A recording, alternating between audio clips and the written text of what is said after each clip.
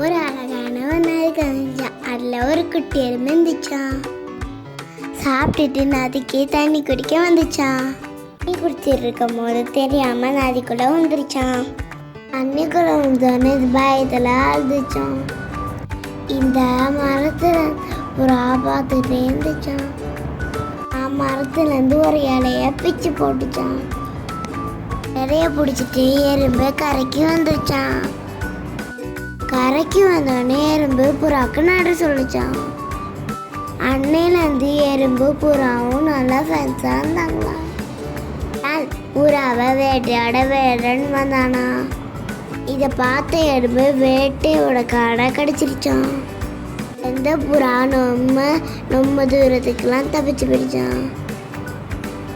அடுத்த நாள் புறா திரும்பி வந்துச்சான். எறும்புக்கு நன்றி சொல்லிச்சான். 2 பேரும் ஃப்ரெண்ட்ஸாக ஜாலியாக இருந்தாங்களாம்.